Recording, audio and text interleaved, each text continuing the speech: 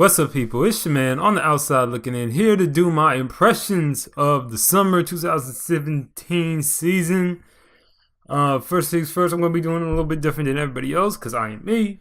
We're going to be talking about the show, and at the end, I'm going to give my potentials for each show. And these potentials are going to be the percentage of I'm going to be doing this on a potential system. And I'm going to give each show that I'm watching, that I'm talking about, 3 potential ratings. I'm going to give it a potential for weekly discussion, which is basically how many analysis videos will it get, how many people will talk about it eventually. I'm going to give it a potential for the year, which is how likely this show will be on people's top 10 lists at the end of the year, and so on and so forth. Things like that, best this, best that. And I'm going to give it a bust potential, which is how likely is this show going to fall apart come a few episodes in. So those are the 3 percentages. It's kind of like a draft, if you will, even though I don't watch that many sports. But first things first, I just want to, I don't know how long this video is going to be. So if you want to know in my opinion, the must-watch shows are, I'm going to put the shows on the screen for about 10 seconds right now. These are the 4 shows that I think everyone needs to watch. So you can just skip to the timestamp wherever it is. You'll find that in the description below to hear my reasons why. But that's that. So I'm going to be going through these shows in order of how they came out. And I'm just going to be talking about the ones that I feel like I have a lot to talk about. So the first show on the list is Kagegurui. And Kagegurui is about a show about it's the private school on crack. You know, we've had plenty of these shows. Basically this girl named Youkoso, she goes to the school. The school is structured on gambling. And you know, the student, it's one of those shows where the student council has like government levels of power. They can influence like everything. It's like all these kind of like crazy stuff. So if you like shows like Shokugeki no Soma, and I would say Keijo is another show like this where, you know, it's not, it takes place in school, but it doesn't have student councils and all that. But if you love these over the top, super exaggerated shows, Kagegurui is one for you. Now, it's one of those highly entertaining shows. Like, I described it on Twitter as Kaiji, even though I haven't seen Kaiji, Shokugeki no Soma, but a dash of Prison School. And if you like any of those 3 shows, I would just suggest you check this show out. The main character, Yumiko, is incredible. She's one of my favorite MCs this season. She's one of the characters that the more you watch, she's a Sherlock type of character, where she's not relatable, but the more you look at her, the more you want to know how her mind thinks about, you know, how she can figure things out. It's all about watching her and seeing what she's gonna do next.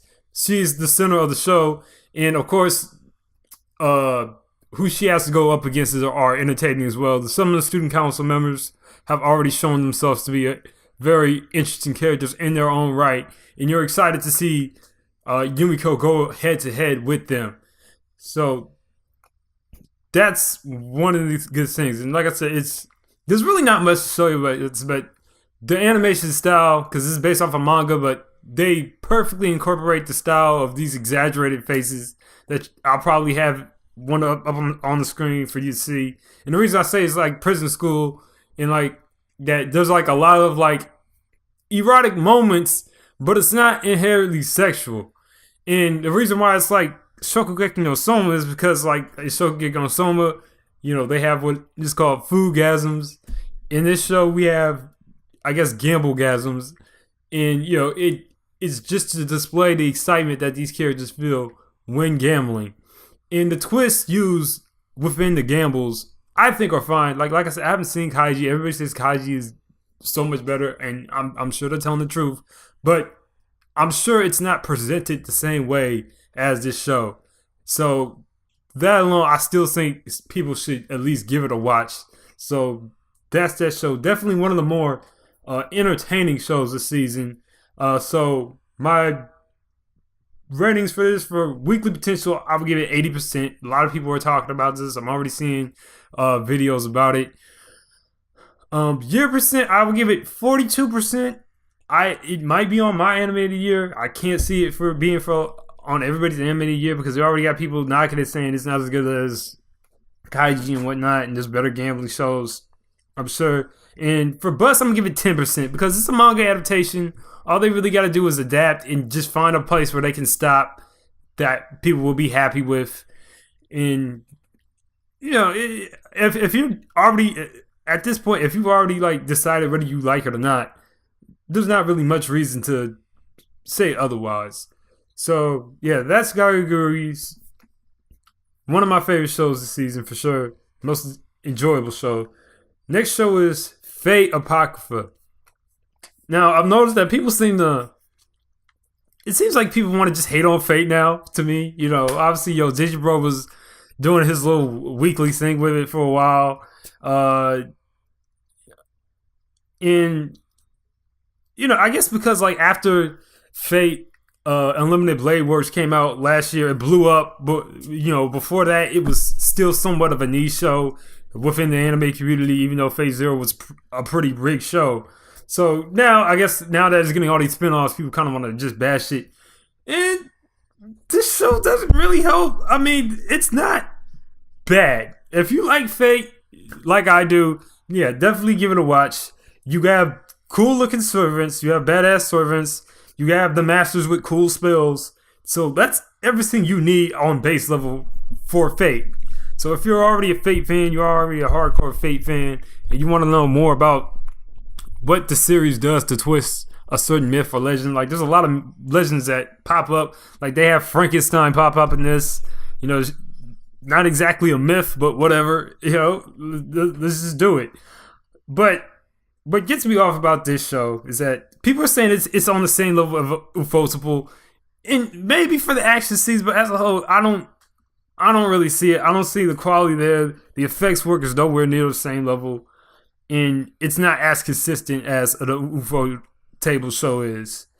But that's just me. But this is by the director of Charlotte. That's a red flag right there. Charlotte was like the biggest bust of that year for me. I think that was 2015 when it came out. So that's not a big plus for me. But if you want anything from a Fate show, it's good action scenes because you have these cool servants with these masters. And so far, this show has been 50-50. We have some scenes, like in the first episode, that look great. And then, like, you had episode 3 where you had, Saber versus, what is her name? Karna. And the fight was just too fast. It was too choppy. It was too edity. It was too choppy and it was too much editing. And I just couldn't follow the fight as well. So that's the issue that I'm having with the show. I can't really enjoy the action as much as I would like to. And the most I want to get out of the show is the action. And another thing is that from what I hear, there's this main character that shows up named Sige, and then there's Ruler, who is Jenny the Arc, who had a small cameo appearance in Fate Zero, if you remember. Gillies Dara, he was talking about the reason why he was so obsessed with favors because she looked like Jenny the Arc. And in this show, she shows up as the Ruler class, which is created specifically for this Holy Grail War. And just to give a quick, I'm not even synopsising the show, apologize. But basically, this show is an alternate universe. So Fate Zero and Fate Stay Night didn't happen. After the third Grail War, the Holy Grail just disappears. We don't know exactly why. And this seems to take place slightly after when Fate Stay Night would have taken place, because Shiro looks a lot older. He's the head of the church. His last name is Kotomine. Take that as you will. But some of the characters are cool. And then some of them, from what I hear from people who've read the light novel, the show gets taken over by two particular characters. And one of these characters has a very nothing personality. And that really sends red flags, because the best characters so far are the Red Saber, which is Mordred, and her master. Can't remember the dude's name, but they're the most interesting characters so far, and it seems like they're gonna take a back seat later on. But yeah, based on what I've been hearing about this MC and how he tanks the series and how he's like one of the most hated Fate characters. Yes, there's people who hate characters more than Shiro, but that's a different argument for a different day. But that doesn't give me a lot of optimistic. So my ratings, I'm gonna give it a 60% for weekly. Obviously, it's Fate. People are gonna talk about it. And to be honest, if it wasn't a Fate show, I probably wouldn't be watching it either. I would probably stop watching after second episode. For a year, I'm gonna give this 30%. I don't see this being on a lot of people's top 10. And a bust, I'm gonna sit it at 80% just based on what I'm hearing and the fact that it's gonna be 24 episodes. Which, yeah, I mean, the longer the show is, the more chance it has to fall apart. We're seeing that with one show in particular right now. I'm not gonna spoil it because I plan on doing a video on it at some point. But yeah, bust 89%. I think by the time the show ends up, there's going to be a lot of people complaining about it. Like I said before, because people seem to want to hate on Fate now. But it is what it is.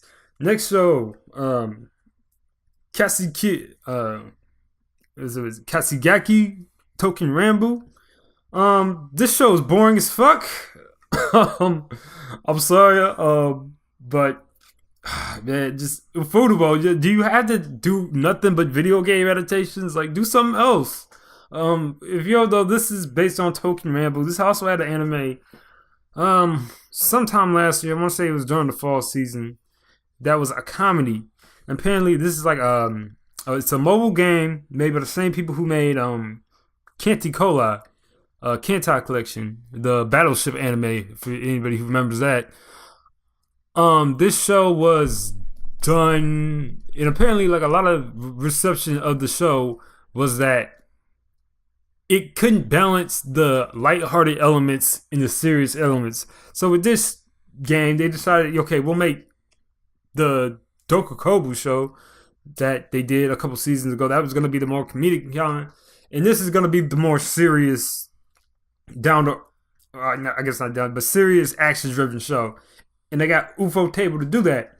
Now the show looks gorgeous. That cannot be argued. Ufotable is kings of making stuff look good. They're the kings of post-processing effects.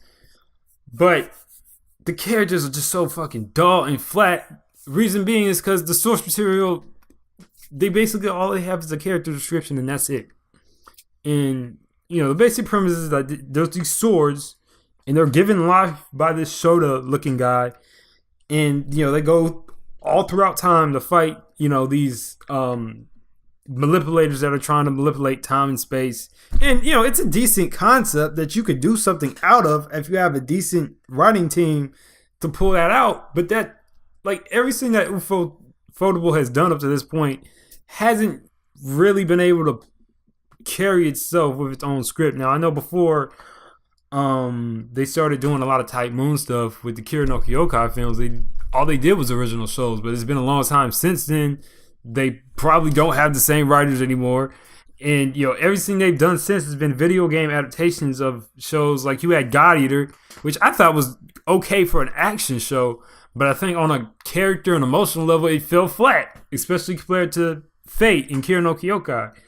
And I watched like the first 2 episodes of Tales of Zestria, and it was just, I've learned that I prefer Ufotable shows to be marathoned, but because they take their time, the pacing's never been fast, but I put it on hold, and then I didn't really hear anybody talk about it after that, and from what I hear, the game story wasn't that great anyway, so I just dropped it. And it seems the same thing with this one. I mean, it's based on a mobile game, so there's no story to begin with. And I'm not confident that Ufotable can develop the story on their own to make it work based on the 2 episodes that I watched. And to be honest with you, I barely remember it. If I'm wrong, I'm wrong. Please let me know. But I don't see too many people talking about it. So, I don't know. Let me know. Weekly, I'm going to give this 15% because, like I said, I don't really see people talk about it. I haven't really seen any big analysis videos. I haven't even seen, you would think Cannibal would do a video about the animation, but he's kind of been on hiatus for a while. Year 10%. I don't see this being on anybody's animated year list. And 90% bust because I've already dropped it. And like I said before, I don't think Ufotable's really good at making original stories. And yeah, that's it. Next show is Love and Lies. Now, this show for me is a good example of why the 3-episode rule is still somewhat effective. And basically, this is a show about it's in Japan, high school anime. This is a romance anime, and this is like gonna be the first show that gives off like the theme of the season for me. Every season has a theme. Last season it was 25 episode shows, so that's still going now with Boku no Hero Academia. Not exactly a theme. The season before that, it was like down to earth slice of life shows. We had shows like Interviews with Monster Girls, Dragon Maid, a lot of slice of life shows. Before that, we had a lot of action shows. So every season has a theme. And I think fall had the theme at sports anime. It seems like the theme for this season is romance animes, and they all have a theme where bang guy or average dude has a crush on a girl that's out of their league. Is somehow the girl likes them, and there's about 3 other shows that fit that criteria in this season. But anyway, on to this show. This show is about in Japan, the government has a system to promote more fertility where they just arrange everyone's marriages, so they don't have to worry about finding a mate and such.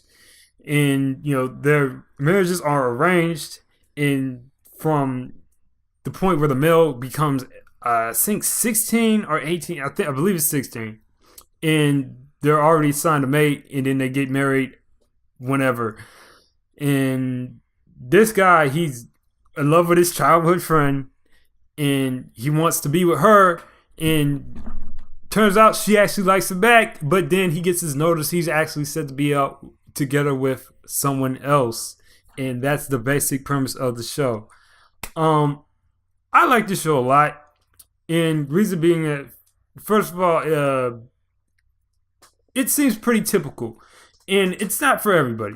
Right off the bat, if you're one of those people who just high school romance and you're already rolling your eyes like, oh my god, I'm over this, I'm too over this, can't argue with you. It's not for everybody. But also I'm a guy that I'm not completely jaded yet. I like different things, and I still like shows like this. And I think the reason why I say that this is why the 3-episode rule is still relevant is because, the first episode I was like, okay, this is kind of cool. Second episode was like, okay, I like some of these characters, but not amazing. Third episode, it's like, okay, I was not expecting that. And, it's something that happens with a particular character. I won't spoil it, but you think things are going to go a certain way, and they don't. And since then, there's been more and more things happening in the show that, kind of surprised me. And I'm getting more and more into the show as, its season goes on. So I'm really enjoying the show. But, again, there's moments where, it is still very basic despite the turns that it makes. Where some of these characters are going to go. Like, between the 2 girls, and you're watching like, okay, it's obvious you should be with this person. You're only liking this person because XYZ. Duh, but that's not really what it's about. It's about watching the journey of seeing how that happens. And then, there's one moment where, a character's like, oh, well, it's obvious, like they're in love. And I'm just like, no, they're not. But in this, in these characters' heads, that's what that is. So, you can't. In this universe, it makes sense why a character would believe something like that. So you just gotta go with it, and that's really what's gonna determine how a lot of people are gonna feel about the show, whether they're able to go with the premise or not. And I don't watch anime for realism. So if you want to go with a concept that where everybody has arranged marriages, even though there's like 30 things that can go wrong with that, I'm willing to go with it because I have, it's anime. I don't watch anime for realism. I have live action TV for that. And seeing how exactly they're gonna work that out, I'm interested to see. And the characters, they're not bad. Neji, he's the main guy, very dull, ordinary dude. But as the show goes on, they do develop his character, into not the deepest guy in the world, but has as somebody that you would expect to know in high school and can sympathize with the struggles that he's trying to figure out at that age. And one thing, like the balance between the girls are a little off. Like, the first episode starts with the childhood friend, and she gets, but they hop into their relationship a little too quickly, and you don't really get to know her that well. Now you're knowing more things about her, but they're taking more of a mystery angle with it. That I won't get into due to spoilers. But the other girl that she's assigned to be married with, she's getting a lot of character and a lot of screen time with him. So you kind of understand where their relationship is going more. That makes you like her more. So I think if there's any problem with the show, is that the balance between the girls isn't really even. So yeah, that is an issue. But one thing I want to say is that too many people are comparing this show to Scum's Wish. This show is nothing like Scum's Wish. Okay, like Scum's Wish was a very heavy on the drama. And it was kind of about like, sexual discovery and whatnot. This show, it has like similar themes in terms of like, being in a, physical relationship or the potential of a physical relationship, but it's not the point of it. This show has a lot more comedy, and I would call it a romantic comedy. Some people, particularly on our anime podcast, they were saying that I don't understand why this is a romantic comedy. It is a romantic comedy because there are a lot of humorous scenes in moments, and it is funny to see him pair up with Lina, who's the other girl. I'm sorry if I'm not saying the names of the characters in this because I'm going through so many shows at once, but it does a good job at settling their relationship. Whereas the other girl, not so much. And there's a lot of comedic moments, as I was saying. So anyway, my ratings. Went on a bit of a tangent there. Weekly, I'm going to give this 40%. Not the most buzz of the show. I don't see a lot of people talking about it. And yearly, I'm going to give it 39. I can see some people putting it at like 6 or 7 on their top 10 lists. And, this show is good enough to where, for some romance fans, it'll make that list for them. And buzz potential, 49%. It's based on a manga. It depends on where they leave off. But I'm liking it so far. And again, it's one of those shows that depending on where you're at in life and whether you like romantic comedies or not, how much you're gonna like it. But I'm enjoying it. I'm actually liking it more every episode I see. Okay, next show is Aho Girl. And this show is hilarious. There's not really much I can say about this. This show is about a girl named Yoshiko, who is basically a stupid girl. She gets S on her test, and she has a guy who's a childhood friend that is pretty much her retainer. And the whole idea of it is that you think that oh, it's gonna be a blossoming romance, but the guy, like, he stays with her, but she constantly lets her know how stupid she is. He's very blunt. He keeps it 100% that, no, you're stupid. I want nothing to do with you. But, she takes care of her anyway because childhood friend. It's slapstick humor. It's just stupid humor. Like, she's in love with bananas. She's constantly talking about how she wants to eat bananas. It's like just like Love and Light. It's not gonna be for everybody.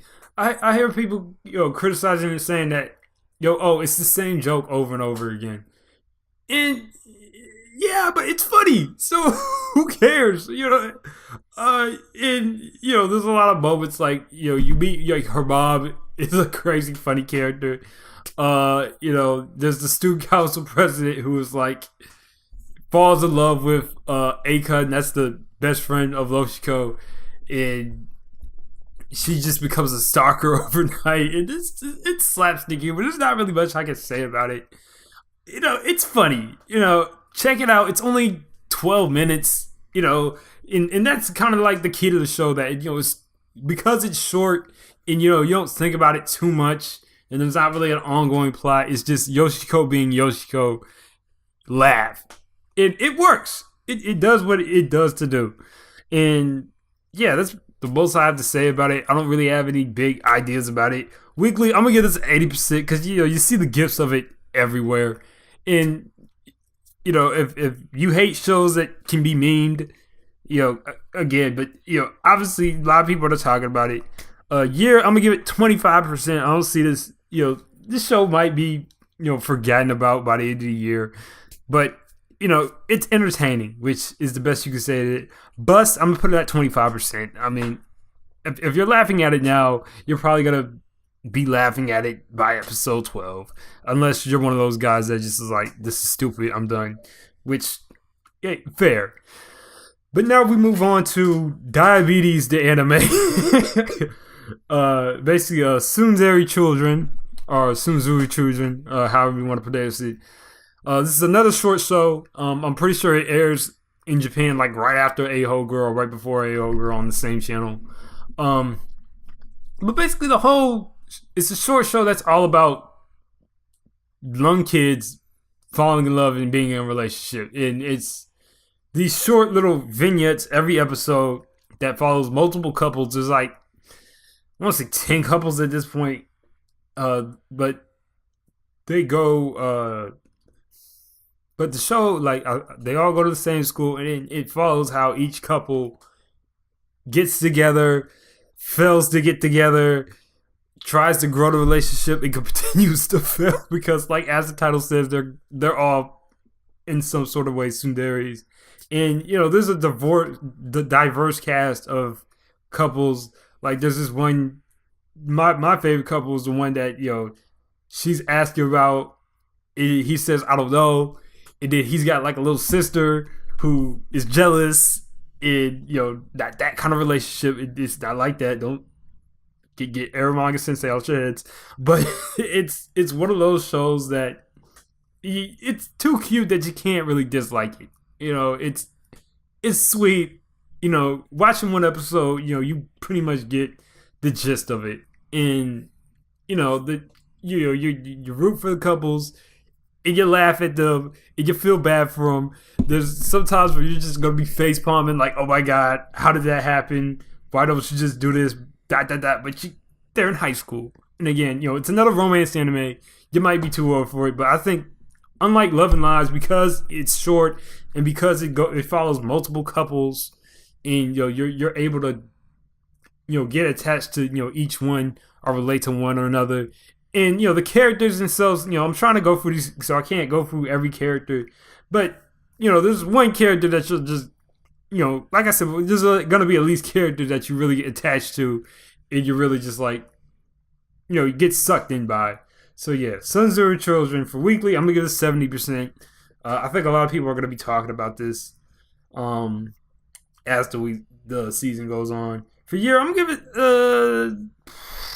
give it 65. I actually, unlike Aho Girl, I can see a lot of people going back to the show and saying that they thoroughly enjoyed it all the way through and still remember it by the end of the year. So I would not be surprised if this makes a few people's top 10 lists by the end of the year.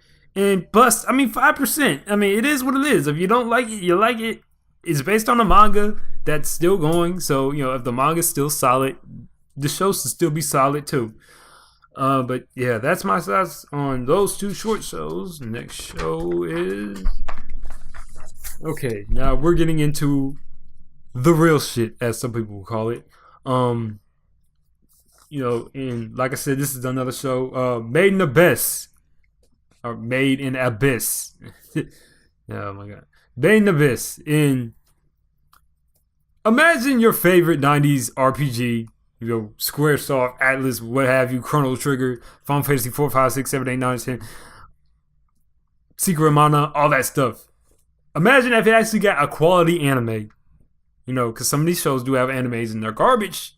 But imagine if somebody with some integrity, some real talent made an anime out of it. This is what you got right here. So it's, based on a web manga that's somewhat regional. And I would say that this is a show for all the seasonal anime haters out there that say, there's no point in watching seasonal anime because you're going to forget it in by like 2 years. And that's a fair criticism, but I like to be entertained, and I watch seasonal anime to find out whether a show is going to be good or not. I just enjoy doing it. But this one right here, I think this is going to be one for the time. If I have to narrow down to one anime that I think is going to be remembered 3 years from now, it's this. Rico, okay. But basically the show, in this world, there's a giant abyss, a hole that just goes down and nobody knows what's inside it. And there's these rare treasures that you can pick out of it that are worth millions of dollars. Well, maybe not millions of dollars, but they're worth an amount of money. And basically this pretty much gold rush mining town is built around it. And the show has a ton of world building. You find out that the abyss has like multiple layers, and there's like tiers of like travels that go down and they get to the abyss. And this thing about the show is that it's somewhat dark, but not really.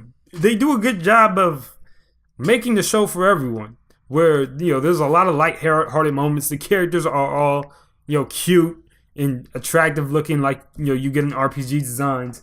But the story, you can get different things out of it. You can look at it strictly as an adventure story, and then there's a lot of things in the dialogue and whatnot that kind of hint at like, yeah, this is kind of fucked up. Like the whole main character, Rico, is in an orphanage, and the orphanage is pretty much built to raise travelers to go into the abyss and discover stuff in the abyss. And more times than not, you're gonna die in the abyss. In the first episode, they get attacked by a worm, and she goes back to the teacher, and she's just like, "Oh well, you survived. Don't make sure it doesn't happen again," even though they almost died. So this is it's crazy in that sense that there's a lot of things that you can get out of the story where it's lighthearted from face, but like a lot of good Studio Ghibli movies and a lot of memorable movies, there's those darker elements that the older audience can be attracted to. I would say like the art and direction are just amazing. You see that in every scene, there's this sense of verticality. You go into the school and like the kids are like up and down, and every decision a character makes is kind of one of like, do I go up or do I go down? All the way from the minor scenes where like there's a child character that's in his room is on a tower, and the teacher has to come up, and she looks up at the kid and she looks down at the book that he dropped, and it's like that those like directing techniques are seen throughout the series. And of course everybody points out the whole the classroom is vertical to teach them how to go up and down the abyss, and then the town is on a hill, so it goes down and somewhat, but and then there's parallels to the hero's journey, like they're journeying into the journey into the abyss, and their departure and all those classical elements. The characters so far are they're nothing special, but like I said, it's a very simple story, so you don't really need that. You just need them to be likable. But basically the main characters are Riku and this boy that she finds in the abyss in the first episode named Regu, who seems to be a cyborg of some sort that came from the abyss. So everything is centered around that mystery, and then later on you find out that Riku, her mother is a white whistle. That's like the senior class of explorer within the show. But it's a show you should watch, because the characters are so, well, I just completely skipped.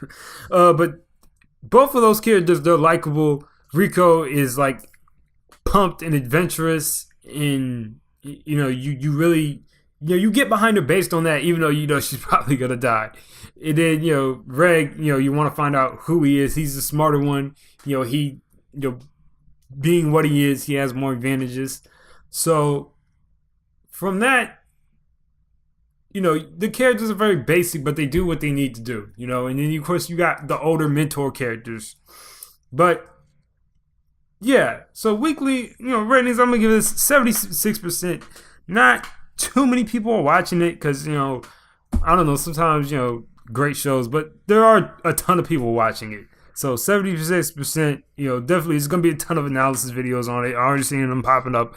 For the year 89, definitely a lot of people are gonna be watching this, for sure.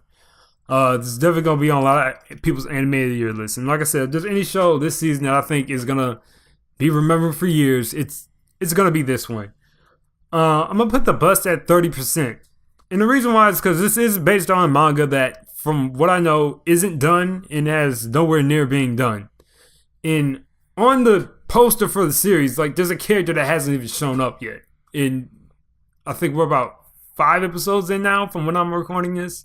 So we're definitely not gonna get to the end of the story. We're not gonna see all the layers of the abyss, even though we've been hyping them up. And this show is made by Kinema Circus. And Kinema Circus isn't really known for doing season 2s. The last show they did was Ping Pong Girls, which I thought was excellent. But, it had one of those typical, go read the manga now. And I see this having the same thing, or they can do an anime original thing. Who knows, but I can see the ending kind of leaving people dry based on that. Or, for the simple fact that, like, wow, there's so much setup, and we're probably not going to get a season 2. And, we're kind of like left with no ending. So that's the reason why the buzz potential is so high. But this is definitely going to be one of the big hits of the season. Okay, next show is Welcome to the Ballroom. This was probably my most anticipated coming into the season. And it, for the most part, it's delivered. This is a Production IG show. And this is a sports anime by Production IG. And this is, again, them doing their thing. Making a very consistent sports anime based on the manga. And this time it's about ballroom dancing. Basically, the main character, Tadara, doesn't really have any real direction in his life. He's about to graduate from high school. And, he doesn't really know what to do. I've been in that position. A lot of people have been in that position before. And then, he stumbles on ballroom dancing. Runs into, this professional dancer, Sengoku. He teaches them how to ballroom dance, and from there, you kind of, the story unfolds itself. And, people compare it to Hajimete no Ippo, and, there's a lot of similarities, to Ippo. But, like I said, it's a basic sports anime. And I'm liking it, just like what Production ID did with Kuroko no Basket and Haikyuu. They're taking the manga material, they're doing a 25 episode show, making sure there's quality animation that can portray the sport well, which is where a lot of sports anime kind of fall off. Because to me, sports animation is a big deal. You kind of need to have good animation to sell the show. But there's a caveat with this show, but one thing that this speaks with this show is that a lot of people are comparing it to Yuri on Ice. And I don't think that's fair. I think this is a very different show from Yuri on Ice. But one thing about Yuri on Ice is that they sell those figure skating things. In that first episode, where you see that scene between where Yuri's imitating Victor, you get why both Yuri and Victor love figure skating in that scene. That scene, the whole show sells itself on that scene. And this show doesn't really have that equivalent scene to it. And, if this was any other studio, I'd be like, yeah, not, because Mappa went out of their way with that show with Saya Yamamoto and, the talent behind that show. But this is Production IG. They can do adequate enough animation. And I expect them to at least be able to sell the dance scenes, at least on that level. But so far, there's been some good dance scenes. Don't get me wrong. Like, the dance scenes are fine, but to me, there's a lot of close-ups and still frames injected into the scene. And this is in and I can do that with like one or two dance things, but when Sengoku, who's becoming like his inspiration, he gives Tadara this tape, and he sees the tape, and this is supposed to be the moment where he falls in love with ballroom dancing. This is it. And for me, the animation just did not sell it. It was a lot of still frames. It was a lot of CG, and from my perspective, I'm like, production IG can do better. So I was disappointed with that element. But again, not to say that the animation is bad. The animation is great. And as the show went on, I kind of got over that because the show they introduced some more characters and the plot really gets going. And after a while, you're just like, okay, these characters and this watching Tadara get more equated with dancing kind of supersedes that. And you can still follow the characters on that based on the writing and the dialogue. And another thing I was kind of iffy about is that I didn't like the fact that it seemed like he was going to be in training for at least the first half of the show. And I personally don't like too much training. I want to see them get in there and compete like at least halfway through, but based on like the opening and endings, that's not going to happen. But again, that was another thing that as the show goes on and you get into the characters and you get into like the mindset of being a ballroom dancer, seeing these guys are and seeing them be passionate, you still get behind them just like you did with Haikyuu and to a lesser extent Kuroko no Basket. But I don't think that this is as good as those two shows based on like the first impressions, because Haikyuu I was immediately hooked from the first episode. Kuroko took me a few episodes, but I got into that quickly. But again, as the show goes, it's gotten a lot better. And not much I can say. If you like sports anime, check this out. Don't go in expecting it to be Yuri on Ice, because it's not. Yuri on Ice, in my opinion, was a show that was trying to be two different things that didn't completely work, but it worked for a lot of people. And this show is trying strictly to be a sports anime. And I think on concept and direction, it's working a lot better than Yuri Ice did for me. So my ratings, I'm going to give this a 78% for weekly. A lot of people are talking about it, oh, by the way, fuck Anime Strike. I meant to say that earlier. A lot of these shows are on Anime Strike. That's why not as many people are talking about them. But it is what it is. I can't really do anything about it. But fuck Anime Strike. Fuck Netflix too while I'm at it. Year, I'm going to give it 70%. I definitely see this being on a lot of anime's top 10 lists. A lot of anime stuff. A lot of people's top 10 anime lists for the year, being what it is and, having that angle of being a dance anime for a lot of fans out there. I can see it being on my top 10. And Bus, I'm going to put it at 22%. Production IG, they've done these adaptations before. They've usually been able to make each season pretty solid. But from what I hear, this is a monthly manga. And they might, and it's 24 episodes. So, it could go astray during that longer stretch later in the fall season. But I don't think so. So 20% for Bus. Now we're going to move on to what so far is my anime of the season, Princess Principal. And this is probably the most underrated show this season. This is by Studio 3-Hertz, which is the same people who did Flip Flappers from fall 2016, which also was vastly underrated, but a lot of people saw it. Wasn't very financially successful, but hey, you can still watch it on Crunchyroll. It's good enough for me. Watch it if you haven't. But this show's not getting a lot of talk, and this is pretty much a steampunk spy thriller. It's 19th century. It's in London, and basically the country's been split between the Commonwealth and the kingdom, the new ruling class of the kingdom. I forgot what exactly they called them, but now they're in somewhat of a cold war where everything is manipulated through spies, and you have this group of characters who are spies at this school, which is what turns a lot of people on it because it's another school anime. it's anime. They love their high school people. I don't know what to do. But they're spying in the school, and sometimes they do all these sorts of operations. They help people. What's the word?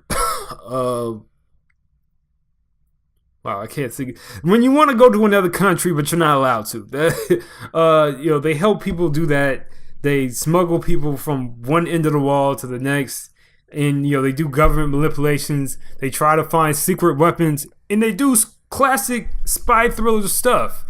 And it does it really good. The direction is solid from what you see from your solid spy movies. And the direction is smart where, it lets the viewer figure things out. It doesn't explain everything point for point like a lot of shows do. And, to me, episode 2 is where, the show really sells itself. Because, again, just like Love and Lies, there's a situation where you think it's one thing.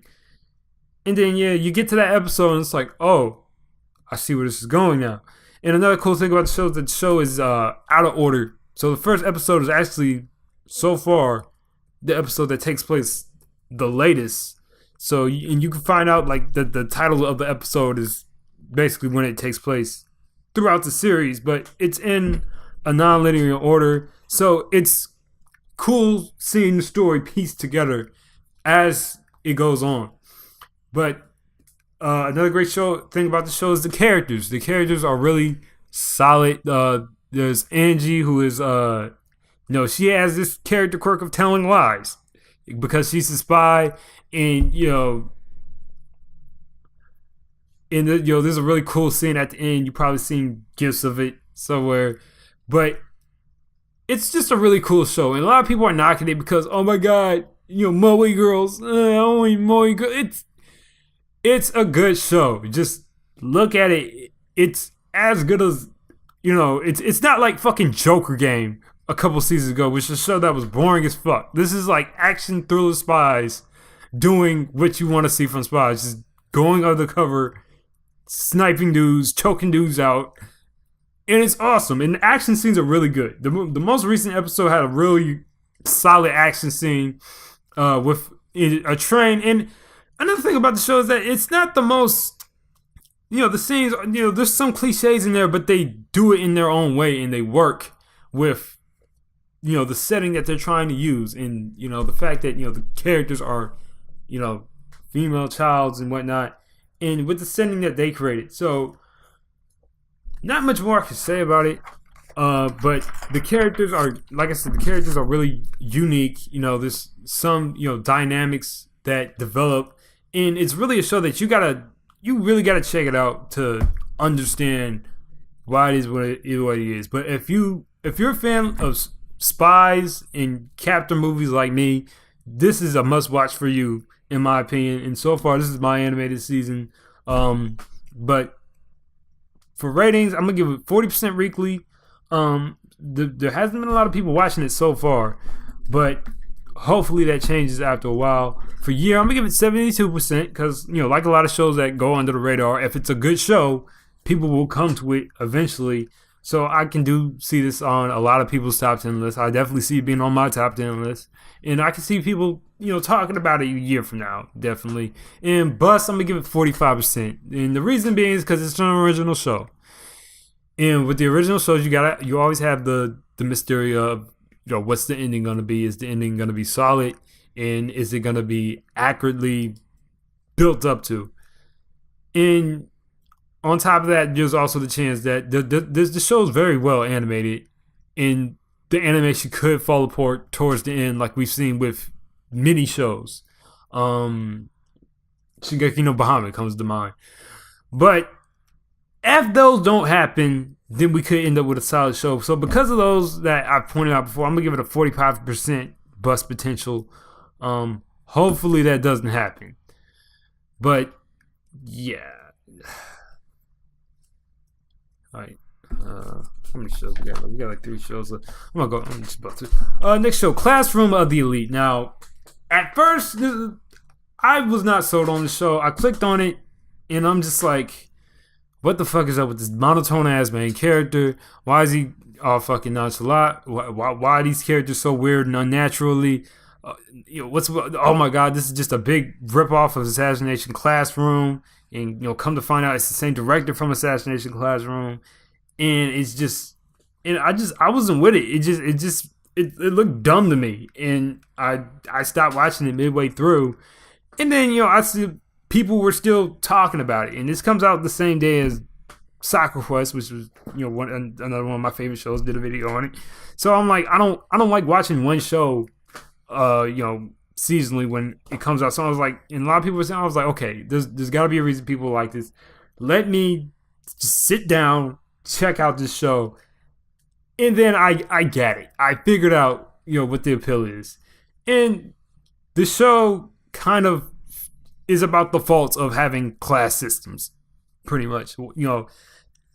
Basically, from both communism to capitalism. They all have their own versions of a class system, and this is kind of pointing out the errors of that to me. And they start out every episode with like a deep philosophical quote about society and whatnot, and there's and I understand why they got the same directors that directed Assassination Classroom, because it's about a giant group of students. And the main character, you figure out why the way he is as the show goes on. But basically, to give a synopsis, I keep forgetting to do that. This is a high school that you enroll in. All the students are put in this one class, and they're given points, and they can use these points to do whatever they want with. But based on what you do with your points and how well you do in school, they're not going to give you a certain number of points. So if you use your points, if you don't reserve your points, you might pay in the end, because who knows what's going to happen. And you can do anything with these points. So that's when I got into the show more and started to figure out, okay, this is a very shonen-esque concept that, you want to see where it goes. And from there, I got into it, and there's like Assassination Classroom. It does have some good techniques, and it's trying to say something about Japanese society as it is, which is something I meant to say about Love and Lies is that the reason why the show is the way it is because it's saying something about Japanese society, which is Japan has a very big fertility issue, where I believe their death rate is higher than their birth rate. And so the population is dwindling based on that. And so that's the issue. That's why the show is the way it is with arranged marriages and whatnot. But anyway, back to the Classical Elite. Much like Prison School, it's trying to point out issues with the education system. And this show is trying to do a little bit more with trying to, call shots at classism and class society, which are issues that the world faces today. So if you're into that kind of thing, yeah, go ahead and check it out. And when you get to episode 2, you understand why the character is the way he is. That he's an anime character, and he's smart. He's somewhat of an Akechi type character where he's smart, he's intuitive. And like I said, the show it's probably like my least favorite show I'm watching right now, but it's good. And I would give it if you like Prison School, if you like Assassination Classroom, then yeah, check this out. If you like Prison School, check out Kagegurui. But check this out if you like Assassination Classroom. It's worth a pick. My ratings, I'm gonna give this a 69% weekly. Like I said, so many people watching it that I was curious enough to watch it a second time to try to figure out what the appeal was. Can't see a lot of people making analysis videos on it. There weren't a lot of Prison School analysis either, which is unfortunate. But for the year, I would give it 30%. I don't see this making a lot of people's top 10s. In Bus, 50%. It's based on the light novel, which has its own risk. And it's only 13 episodes, so it's not really gonna have an ending. But yeah, 50-50 on that one. 50% bust. Like I said, it's not gonna be for everybody. I almost was not interested in it, but I pulled myself into it. But yeah. Okay, next show is Hajimete no Girl, aka My Girlfriend is a Gal. Now, you probably heard about this show already. If you haven't, I'm just gonna say this. This show isn't completely horrible, but it mostly is. This is definitely one of the worst shows. Granted, I haven't watched every show, so I'm pretty sure there's a show that's worse than this out there. But it's like I said, it was one of the more anticipated shows. Most likely because, the PVs, had this, hot chick, and it was like a fan service show. And, again, people were hopped onto it based on that, and people looked at the MAL rating. I'm like, oh my God, how is this show so highly, so many people's, members list. And it's because they had a hot PV with a hot chick, and they more than likely dropped it. But, people put too much stock in MAL ratings, but that's the argument for a different day. The good thing about this show, I'll get this out the way. The relationship between Juchi, who's the main character, and Yukina, who's the gal. If you don't know what garus are, they're basically the Japanese equivalent of a white girl that acts ghetto. That's the best parallel I can come up with. The white girl that tries too hard to be black. The relationship between them, the scenes between them, aren't that bad.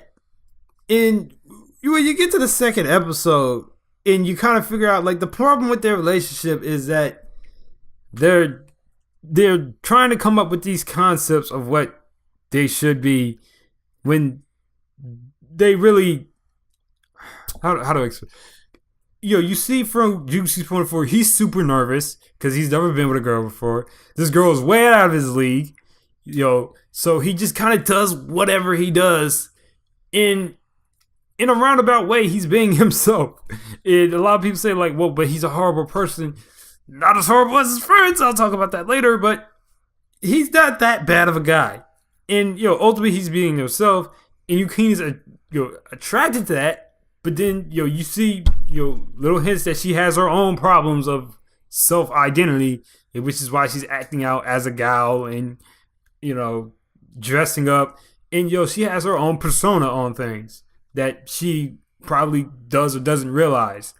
And from that, you can do something that's, again, like Classroom Elite and Love and Lies, where, it's telling something about society and why, these Kagegurui girls exist.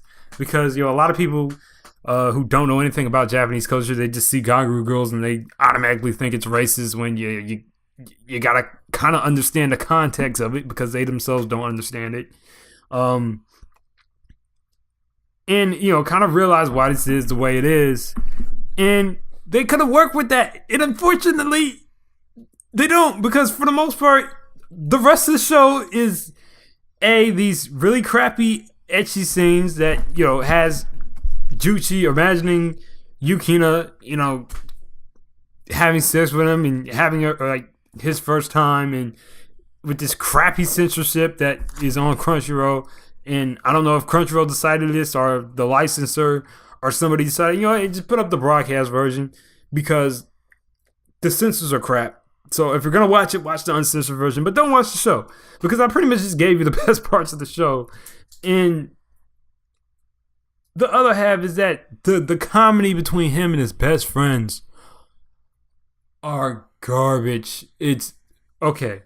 So there's this one fat best friend, and he has a childhood friend, again another generic character, who has huge tits. And then this guy was like, oh, she would be cute if her tits were smaller if she was 6 years old. What? I'm like, did you seriously just say that? And there's all these other weird moments. There's this metaphor in his head where he, they're talking about these stupid concepts of these juvenile concepts of oh well, if a chick takes you to karaoke, she clearly wants to have sex with you because you get your own room. And it's stupid humor. and it's dull, and with that best friend character, like it's kind of creepy. And like if this is something like that does this right, like Prison School, where it's just straightforward with it and just balls to the wall comedy, and it has that concept that can back that up, whereas this just doesn't. And the comedy, like I said, the comedy is so bad. It's not funny.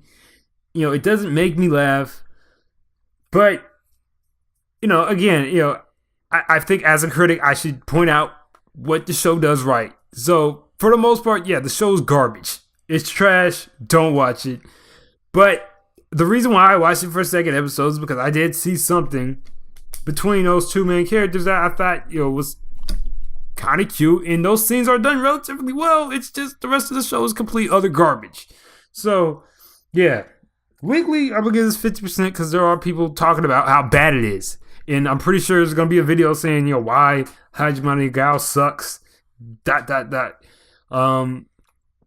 For the year, 14%. Nobody's gonna put. It should be 0%, honestly. But nobody's gonna put this on the top 10 list, unless you're an edgelord or ecchi fan. Then yeah, bust 80% because this. I mean, it's garbage. It's pretty much widely considered the worst show. Even though I'm sure there's worse shows that I didn't watch. Like I'm hearing that Stan Lee show was pretty bad. But yeah, that's all I got to say about that show. It not 100% horrible, but it had something going, but it chose to do the stupid ecchi teen drama route. But anyway, one more show, last but not least, is Gamers. Now, Gamers, this show is funny as fuck. Just like Aho Girl, this is probably like the second funniest show. And this is another show where you gotta, well, you don't really need to do a 3-episode test, but this is not a club show. And I just quit, right? Like, I was listening to the R Anime podcast, and he was like, well, I just didn't want to watch it. And I don't know, like, the moderator, I don't know their names, but he was like, I just don't want to watch it because it just seemed like a stupid close show like Kanabi, and nobody's talking about Kanabi anymore, which is a stupid gauge for whether you should watch the show. Is like, oh, are people going to talk about it like a year from now? Like, who cares? Just enjoy the show. But anyway, it's not a club show. And you would know that if you actually watched the show and tried to talk shit about it like you watched the show. If you watch the show, it's not about a gamers club. It's really a romantic comedy that's centered around video games. And I talk about the gaming, like the main character is, he's dense, he's dumb, but he's lovable. And it's another show where he meets a chick who also likes games. He meets her at a game store, and she wants him to join the gamers club. And the main character is named Amano. And as I said before, the main character Amano, he meets this girl, again way out of his league, and named Tendo. And it turns out she is like the president of the video games club. And, the current members are getting older. They need to get more members. And the end of the first episode pretty much is where it be like, hey, so, you're going to join the game club, right? And he's just like, no, but thanks for asking. And it's a show. It kind of, again, it's another show that kind of flips your expectations. You expect it to be one thing, and it ends up being something else.